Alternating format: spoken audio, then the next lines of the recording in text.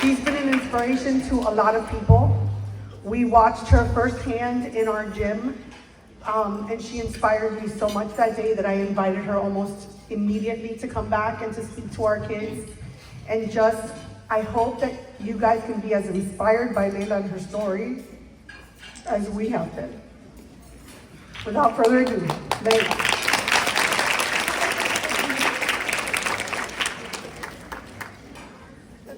So, good evening, everyone. My name is Layla Rogan, and I'm a proud True Florida alumni. First, I just want to say how special it is to be here tonight, surrounded by the people and the program that helped shape me to who I am. I started cheerleading when I was 5 years old, and from the very beginning, I fell in love. Not just with the sport, but with everything it stood for. I loved the long practices, the energy of learning a new routine, and that electric feeling you get when you step onto the mat and hit zero. There's nothing like it. But as you all know, cheerleading isn't always easy. Some days the routine doesn't hit. Some days your body hurts, and some days your mind does.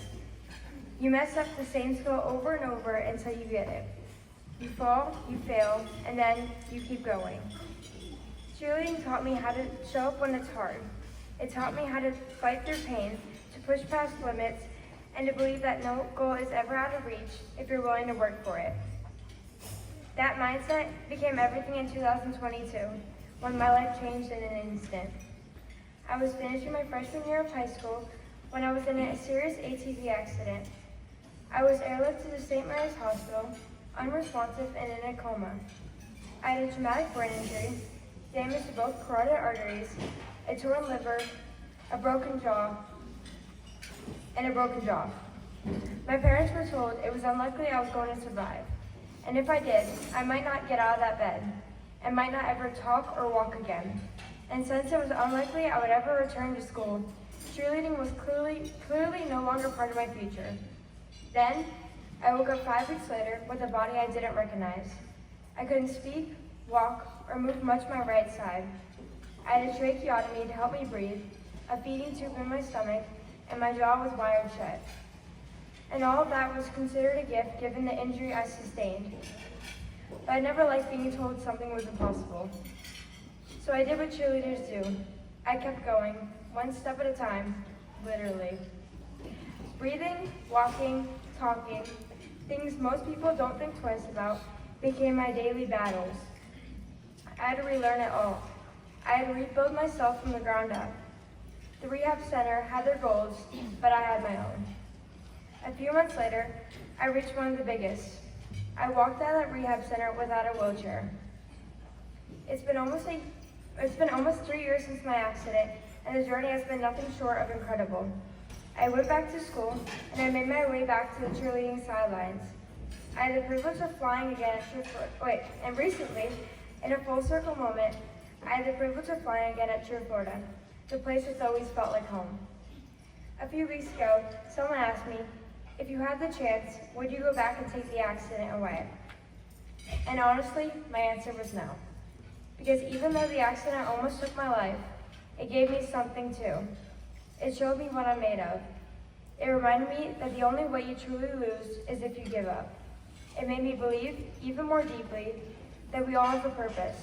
I believe that I am here for a reason, and that God still has a big plan for my story.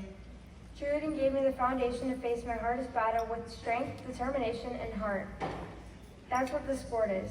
It's not just tumbling and stunts and the big sparkly bows. It's grit, it's family, it's heart.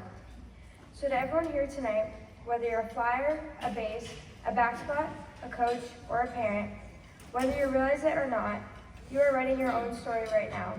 Let this moment, tonight, be one of the pages you remember. If there's one thing I can leave you with, it's this. Don't let anyone tell you what you can't do. You don't even know what's probable. You just need to believe in what's possible. You might just surprise yourself. And I hope my story reminds you. The only way you can fail is by giving up. Thank you so much for letting me share this moment with you and being a part of my village.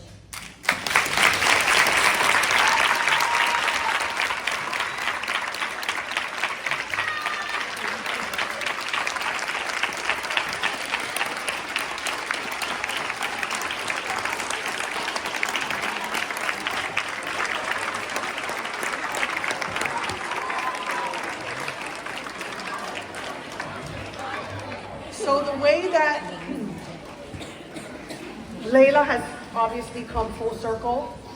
ESPN picked up her story, and we'll be doing a story on her on June 1st. So tune in to ESPN to watch her story unfold on TV. We had the privilege to be invited to watch them film her in the gym. We sat there and watched her throw maybe 100 back handsprings that day, and maybe 100 layouts. And she stunted with Coach Caleb and with Coach Rob and with Coach Hector. And it was incredible to watch her obviously do the sport that she loves so much and do it so well after so much trauma that she's been through. So with our appreciation, I wanted to present her with just a little remembrance of today for speaking here and for giving us her story and sharing so much of her. Layla, thank you, baby.